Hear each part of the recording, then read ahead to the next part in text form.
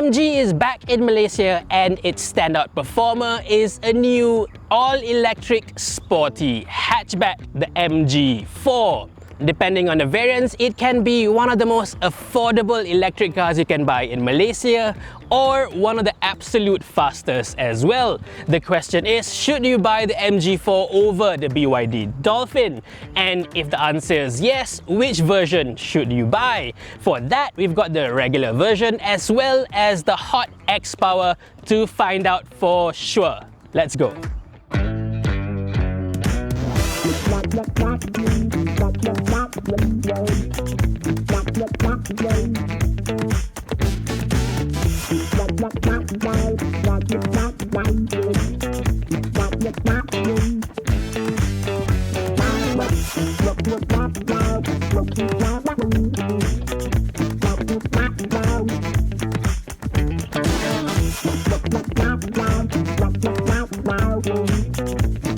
So MG used to be a British brand. It stands for Morris Garages, Morris as in Morris Mini, MG as in the iconic MGB Roadster. It has a long and rich history dating back a full 100 years. But over the last 20 years, it has been bought over by a Chinese company called SAIC. So while MG may still be marketed as a British brand, behind the scenes, it's more Chinese than English. And the two cars that you see here are of course made in China, not England. Here in Malaysia though, MG is trying to make a big comeback, starting with the MG4 as well as the MG ZS EV electric SUV. But later on this year, they also have plans to bring in the Cyberster, the world's first all-electric roadster. This is said to be a spiritual successor to the MGB Roadster that I've mentioned before, so that should be quite something to watch. But spearheading the comeback, the proposed bestseller has got to be this, the MG4. Here in Malaysia, we've got 4 different variants to choose from. It starts with the standard and the luxury price between 104,000 and 129,000 ringgit here in Malaysia. Very close but just slightly higher than the equivalent BYD Dolphins. And then you've got a unique entry into the segment with a far bigger battery and longer range than the rest of the class, the MG4 Extended Range. This is priced at 149,000 ringgit.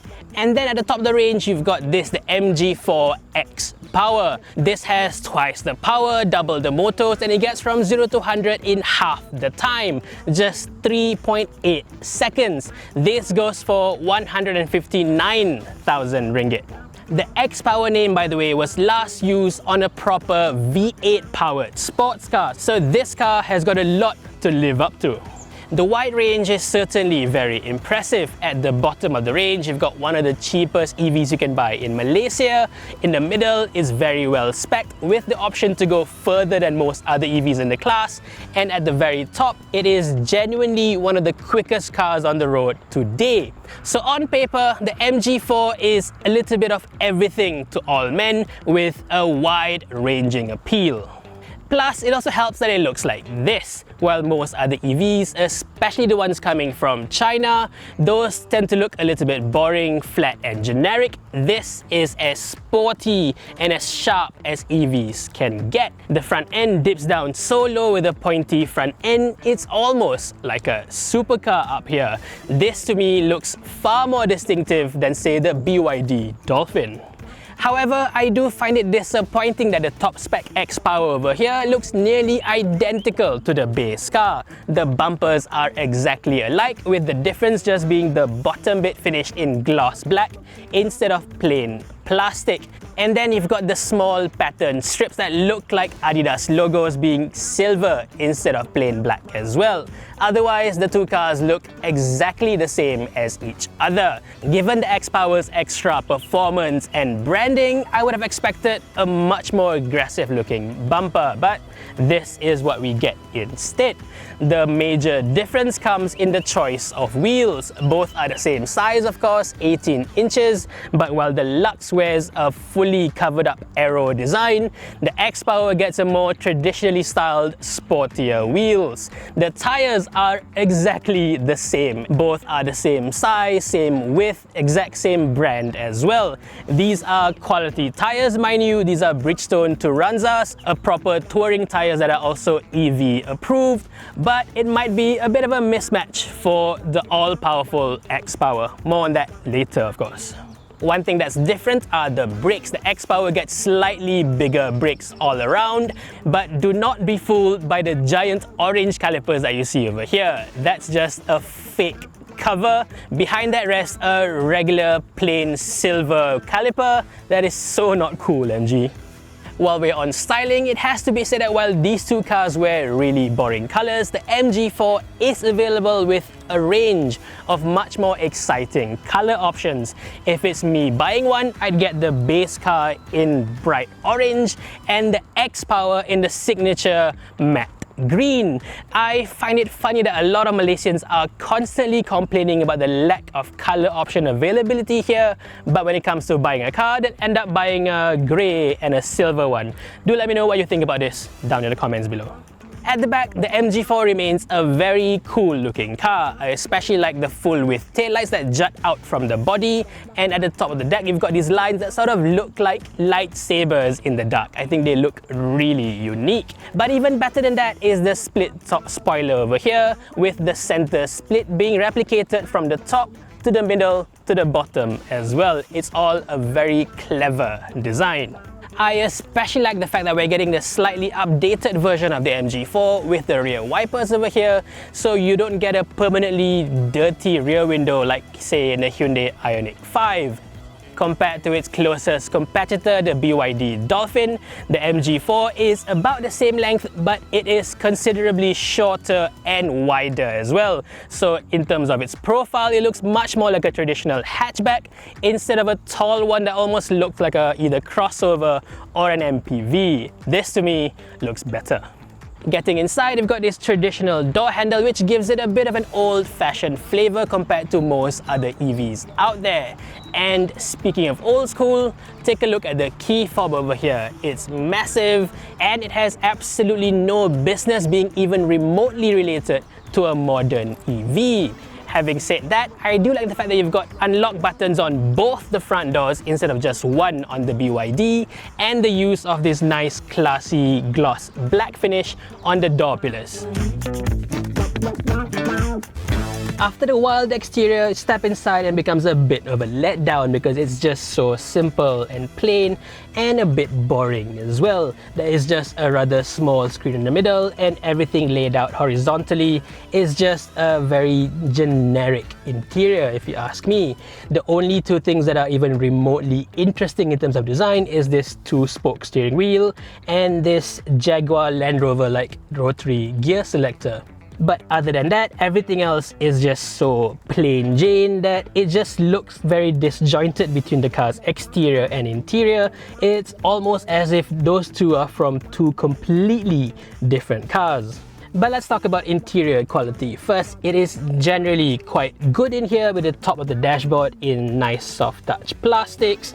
And while the bottom half does get a bit hard and scratchy at places, it does feel higher quality than, say, a BYD Dolphin. It's all hard plastics in that car. Even the textures and the plastics in this car feel slightly more expensive compared to the BYDs. But at the very bottom, it does get a little bit flimsy and cheap, and yeah, you hear all those kinds of sounds. It's not very convincing, although it is very practical down there. And then you've got the center screen over here, which I've already said is a touch undersized for a modern EV, especially if you compare it to the BYD Dolphin with that giant rotatable screen in the middle. Here, it almost feels like a regular Honda or something. But worse than that is the fact that this interface is not the snappiest, it's not the most responsive. See, I press settings and it takes about 2-3 seconds to load up the menu. That is not good at all. On the other hand, you do have access to Apple CarPlay and Android Auto as standard, and it works rather well, even though it's still a touch laggy here and there. Plus, you still need a wired connection, whereas the BYD Dolphin recently got an OTA update to enable wireless connectivity. As for controls, you do have a few hard buttons down here for volume and whatnot, but for simple things like air conditioning, you still have to go through the menu. If you're on the home screen, it's quite easy to use. You can just swipe down from the top to access all the big aircon buttons. But if, like me, you are on CarPlay most of the time, swiping down doesn't work anymore. You have to aim your finger at this really small button at the top to bring up the aircon controls again. That's far from ideal. But to fix all those issues, you do have access to two programmable buttons on the steering wheel. So for instance, you can set one button to adjust the air conditioning using the steering wheel buttons. That is a really neat function that I think a lot more cars should have. The other button, I would choose to use it to cycle through the available driving modes, because as you can see down here, there isn't a proper button to change driving modes down there. That is, yeah, it's not the easiest to use, but you do have solutions for it through the system. That's not too bad, I suppose. I've got more issues with the fact that the XPower that we are in right now doesn't feel any different from the regular cars. Everything you see up front looks exactly the same as the regular versions, except for the alloy pedals down there. Even the steering wheel feels exactly the same instead of a sportier meteor rim like in most other performance-oriented vehicles. The seats are the exact same shape as well, save for a few contrast stitching colors and the fitment of Alcantara instead of regular fabric on this XPower. But to be honest, the seats are fairly comfortable, a bit more supportive than the ones on the Dolphin. So at the very least, the base of the car is still very, very good. In terms of equipment, however, it is a bit of a mixed bag, especially compared to the very highly spec'd BYD. You don't get any form of a sunroof in the MG, and even on the most expensive version, the front left seat is still manually adjustable. On the other hand, the speaker systems is pretty good, slightly better than the one on the BYD. One thing I have to mention though is that the 360-degree camera on this car is absolutely horrific. Never mind the display is small to begin with, the feed is just so blurry and low res, and at night is grainy as well. I cannot believe this is what we're getting in 2024. Getting in and out of this car is a bit of a pain, quite literally, because as soon as you step out or even step in, the back of your leg will scrape against this wide sill down there. This is just bad design. At the back, the rear bench is really comfortable, although in terms of space, you do get a little bit less compared to the BYD Dolphin. Mind you, I am only 167 centimeters tall, and that front seat over here is set to my own driving position. So if you are much taller, you'll be pushing the seat further back, and the legroom will start disappearing on you very quickly. I've only got a bit of headroom left as well, so in terms of practicality, this is not the best in the class compared to the more MPV like Dolphin, of course. You also don't get any rear aircon vents in this car, although it's the same case with the BYD as well. But I do have to say, with the lack of a sunroof and a full black headlining over here, this car does feel a lot tighter and a bit more claustrophobic compared to most of its rivals back here. As for the boot, it's pretty decent at 360 liters of space, just a touch larger than on the BYD Dolphin. So driving the MG4, there are 4 variants to choose from, so get ready for a whole lot of numbers. Let's push the XPower to the side and talk about the bottom 3 variants. First, it starts with the MG4 standard, and this has 170 PS, 250 Newton meters of torque with a rather small 51 kilowatt hour LFP battery pack. This gets from 0 to 100 in 7.5 seconds, which compared to its contemporary, the BYD Dolphin standard, gives it a big, massive advantage. The BYD, the bottom version, has less than 100 PS, and it gets from 0 to 100 in more than 12 seconds. That is slow by any standards, not just EVs, but the base MG4 is pretty brisk from the get-go. So if you're looking for an EV at about the $100,000 range, I think the MG4 is a much better value buy compared to the base BYD Dolphin. Now moving to the next level up, the MG4 Lux gets a lot stronger competition from the Dolphin. You now get 204 PS, the same amount of torque, 250 to compensate for the bigger 64 kilowatt-hour battery pack, and it now gets from 0 to 100 slightly slower at 7.5 seconds. But you know what? If you drive the two cars back to back, you would not even feel the difference at all. Now, compared to the BYD Dolphin extended range, the power is about the same between the two, but the BYD has an advantage in terms of torque by about 60 Newton meters. But you know what? Driving the two cars together, the MG4 over here, despite being slower on paper, this feels slightly more powerful. I think the power delivery here feels a lot more direct, a lot less lazy compared to the one on the BYD. So when it comes to EVs, you really cannot trust on paper numbers alone. Driving them, you may feel quite a big difference between cars even with similar power figures on paper.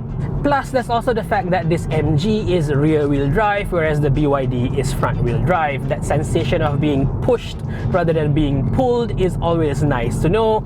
And in fact, in this car, it does feel a lot more apparent that it is rear-wheel drive, much more so than, say, a smart #1. The third MG4 variant is the Lux extended range. Here, it gets an even bigger battery, 77 kilowatt hours now, so the power and torque is also upgraded to carry the extra weight. So you now have 245 PS and a 350 Newton meter torque output.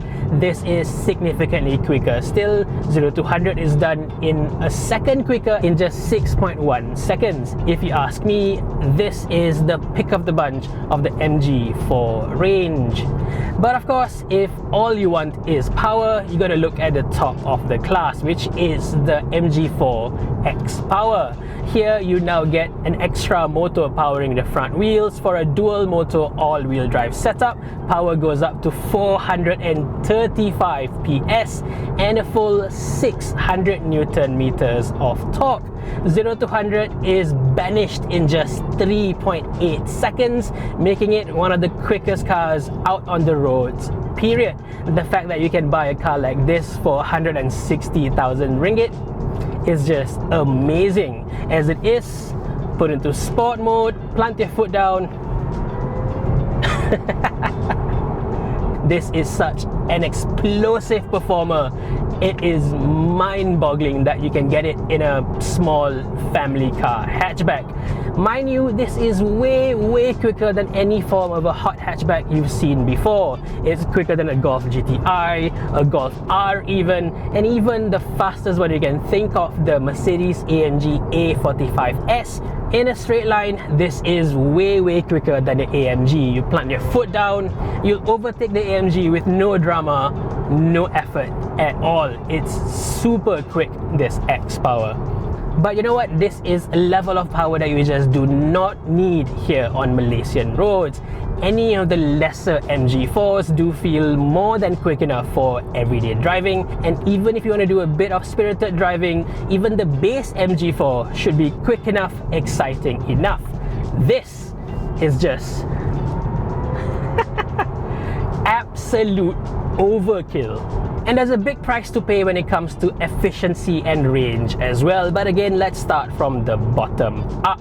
The base MG4 standard gets a small 51 kWh LFP battery pack, and that has a claim range of around 350 kilometers on the WLTP cycle. Moving up, the MG4 Lux has a 64 kWh battery pack, bigger, heavier, but this is now an NMC pack with a claim range of 435 kilometers. The standout is the extended version. This gets an even bigger battery, a 77 kWh NMC pack, and it's claimed to do 520 kilometers on a single charge. This top-end XPower that we have here goes back to the middling battery pack, 64 kilowatt hours, and with the increased consumption of having two motors, its range goes down to 385 kilometers only. Having driven these two two cars a combined total of about 500 kilometers so far. I've averaged about 13.5 to 14 kilowatt hours per 100 kilometers on the regular Lux version, which is very, very good. Against its usable battery capacity of 61.7 kilowatt hours, you can work out a theoretical maximum range of around 440 kilometers, pretty much matching its claimed WLTP range, which is really, really good. In fact, I've made a trip with 4 adults on board in it, and it still managed to average around 13 to 14 kilowatt hours per 100 kilometers, and it does so much more effortlessly compared to my own BYD Dolphin. My Dolphin, I'd get about 14 to 14.5. I can go below 14 if I really try, but normal regular driving, I'd be about 14.5 or so. The MG4 Lux, despite being more powerful, has better efficiency for me. And then you get to the XPower over here, which cannot be any more different. Even driving normally, both motors are regularly engaged. So even with normal driving, you do have a significantly higher power consumption. Driving around town, even my normal driving routes, I've only averaged around 16 to 16.5 kilowatt hours per 100 kilometers, a massive increase over the regular Lux version. With the same battery pack, that works out to a range of around 380 kilometers real world for me, which is not too bad until you talk about the battery pack itself, because remember, like I mentioned, while the base model has an LFP pack, the other 3 are all running on NMC battery chemistry. This means that you should only charge the battery up to 80% capacity on a regular basis to avoid battery degradation in the long term, and the onboard system itself tells you to do so. You can of course access the full 100% capacity.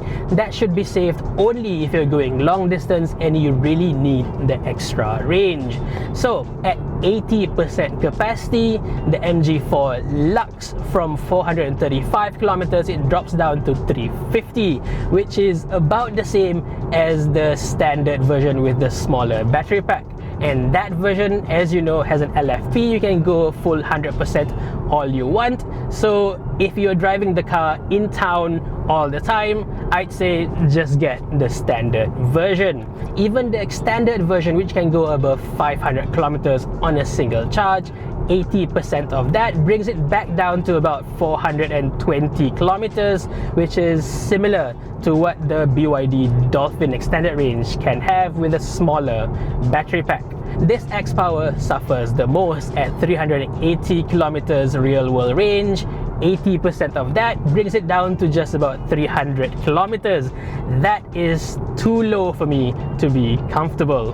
That makes the XPower almost unusable as a daily car. If that's too many numbers for you, here's more, because we gotta talk about charging as well.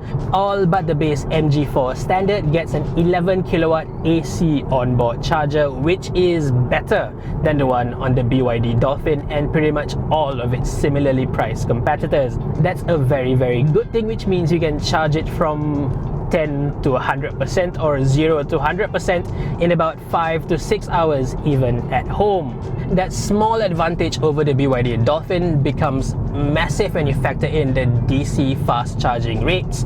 While the Dolphin maxes out at around 80 kilowatts, this MG can go all the way up to 135 kilowatts, which means you can go from 10 to 80% SOC in just under 30 minutes, or even with the extended range version in below 40 minutes. That is far quicker and much more convenient compared to the slow charging Dolphin.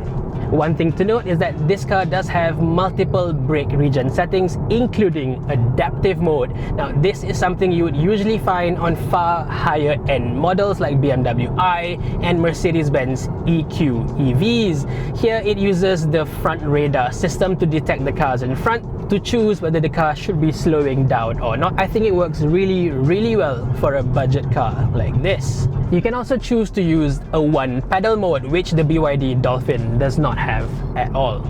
But now let's move on from all those numbers and talk about what makes the MG4 such a unique performer in my books, the way it drives. Its ride and handling package is in a stark difference compared to the BYDs. While the Dolphin drives like most other Chinese cars, very comfortable at lower speeds, a bit wobbly, a bit too soft as the speeds rise, this is the exact opposite. Now, MG may be fully owned by a Chinese company now, but it has maintained a proper R&D center back in the UK. So the ride and handling package of this car was still finished back in England, and it absolutely shines. It feels like a true blue European tuned car over here. Perhaps it's a little bit compromised knowing how bad the roads are here in Malaysia, but I still think it is a better fit overall compared to the overly softly sprung BYDs. The handling especially shines through. When you drive the lower variants, that is rear wheel drive, the steering feel is much better than the one on the XPower because you don't have any torque being pushed through the front wheels as you accelerate. The rear wheel drive version has a much more neutral, much more feel-some steering wheel, and as soon as you chuck it into a corner, the car dances. It is so much more dynamic compared to the wobbly Dolphin. Driving these cars through tight corners, up a mountain for instance, you'll have far more fun driving the MG over the BYD, that is for sure. What comes as a big surprise for me though is that the XPower that I'm driving right now isn't more fun than the regular cars. If anything, it's even less so because it's now all-wheel drive. The front tires don't feel quite as quick, quite as nimble to adjust its angles, and at its limit there is a touch more understeer compared to the regular rear-wheel drive versions. I'm a bit disappointed in that. The suspension between all the models are very similar. On paper, the XPower is supposed to be stiffer by about 10 to 15%, but to be honest, driving around town, even pushing it through corners, they don't really feel all that different. The tires, like I said before, are exactly the same. You really don't feel like you can push the XPower enough into its limits before understeer sets in. If you're looking at the XPower as some sort of a bargain super hot hatch, look away. It's not that kind of car. It's super quick on a straight line, but as soon as you show it a couple of corners, you can take it, but it's not a super fun cross-country machine. If anything, the base rear-wheel drive cars offer a bit more enjoyment to be had. But now let's talk about the direct consequence of all that fun dynamic handling. It's ride comfort. Now in town, the MG4 to me is a touch too stiff for our really rough Malaysian roads. Driving the car around Bangsa with our famously pothole roads, the car does feel too stiff, too busy, a little bit jiggly as well. I don't think it really fits our local roads as much as the BYD Dolphins. But that is just around town. As soon as you hit a bit of an open road where the Dolphin would feel way too floaty, a bit bouncy at times, the MG4 remains far more composed, far more planted. So it is a bit of a mixed bag. I'd say if you're driving in town, the Dolphin's a much better car, but if you're driving it out of town, the MG4 is a far more compelling package. Next, let's talk about refinement, or rather the lack thereof. Wind noise is actually not too bad. You only start hearing it beyond say 110 kilometers per hour, but the road noise, my god, it's just so bad. Whether you're driving the base car or the XPower over here, the amount of road noise coming into the cabin is nearly deafening. I'm sure that's all you can hear right now. It's not even the fault of the tires because, like I mentioned, these are quality tires. They are touring tires, and these are EV specific tires as well. These are much better than the rubbish linglongs that come with a Dolphin anyway. But even then, you still hear way too much tire roar in this cabin. I think it has all to do with the lack of sound insulation under the cabin. Also a disappointment is the ADAS adaptive cruise control system. It's just way too jerky. The way it controls the throttle and the brakes, it's as if someone is still trying to learn how to drive. I do not recommend anyone depending on this system at all. You might as well delete the whole system from the car. It's practically useless. But on the other hand, I do like the fact that from top to bottom, even if you buy the base model, you do get the full ADAS system, including autonomous emergency braking. That's always nice to know. So that's my full review of the new MG4 electric hatchback. All in all, it is such a widely different car compared to the BYD Dolphin that I find it hard to compare the two side by side. They're almost like complete polar opposites. The MG is the much more dynamic of the two, but it's also far less comfortable to be in. I think if you're looking to buy a small EV just to drive around the city for short drives, the Dolphin would fit you much better. But if you enjoy driving and want to drive it hard every now and then, and especially if you're looking to buy one as a primary car, the MG4 would fit your needs and lifestyle much better. As for which MG4 variant to choose, well, I actually find it very difficult to recommend the top spec XPower over the regular versions. Other than explosive performance, you don't get much else with the XPower, and the handling, in fact, is actually less fun compared to the regular versions. Plus, the penalty for range is just too big of a compromise, I think. If you ask me, the sweet spot of the MG4 range here in Malaysia is the luxury extended version. Do you agree or disagree with me on this verdict? Do let me know in the comments section below. For now, thank you for watching everyone, and stay safe.